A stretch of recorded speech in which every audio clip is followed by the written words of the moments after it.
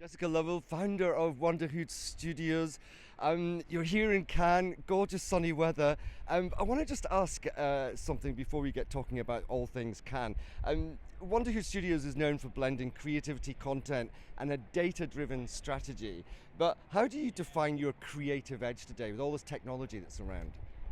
I suppose we are still creating stories for people, but in the same way that an advertising agency traditionally would have done.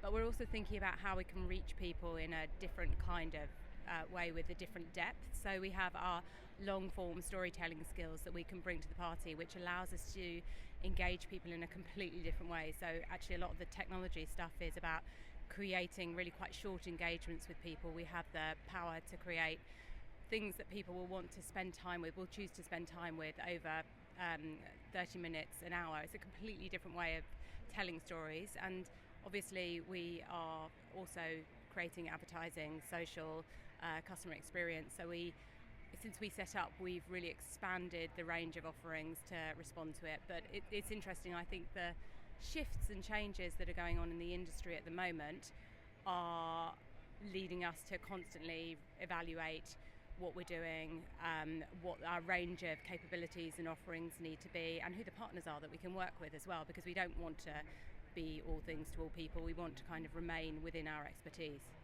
Yeah, there's a lot of the social media community, the influencer community here this year, and there is this kind of big emphasis on short form. But it's really interesting what you're talking about, because you're saying long forms. Is it still as equally as popular, or are we going back to that? Is one more popular than the other?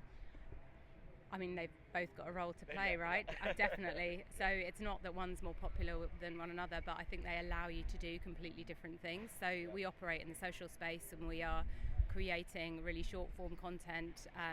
The Waitrose campaign that we created for Christmas last year with our social team, they've just won a media gold for the campaign as a whole. So, yeah, I mean that's a really great example of kind of short form engagement. But I think there's also space for longer form, and actually that's one of the things that really sets us apart as a business.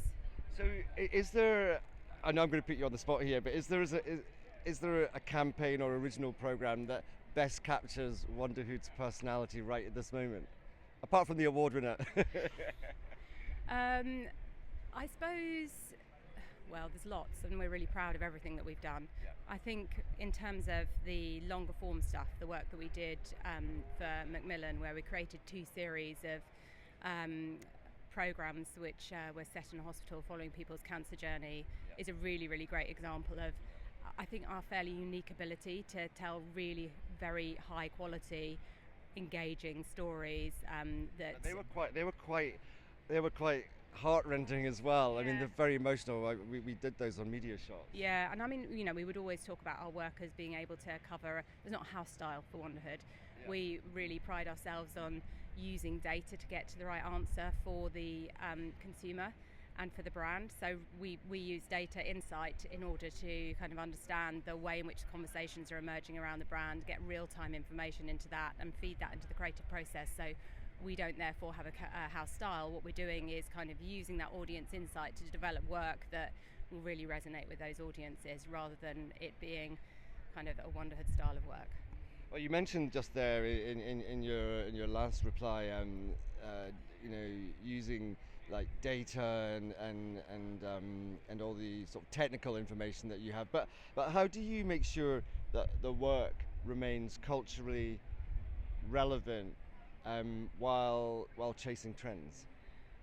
We have a range of different ways in which we do that. We have various bespoke things that we do, so we can kind of build memory structures around clients so that we understand where the customers... Memory structures? Yeah. What are those? So it's where we take a snapshot of where the brand is today and the things that people are saying about them. So it's brilliant, you get all the clients' data and information and insight coming to you, but actually what we do is we always kind of take a real world moment to look at what the consumers are saying about it. So using a quant methodology, but getting qualitative responses into that, so we have a really clear understanding of where the brand is, and that allows us a really good starting point to understand where the brand is in culture, and we can keep track of that as we're moving along in order to respond to it as well. So when we put a campaign out in the world, we're we're listening. We're kind of we have a process we call supercharged social listening, where we understand supercharged social listening. Supercharged social listening, where we understand the conversations that are going on in culture around a brand, right. And we think about the ways in which we can inject creativity in order to ignite those conversations.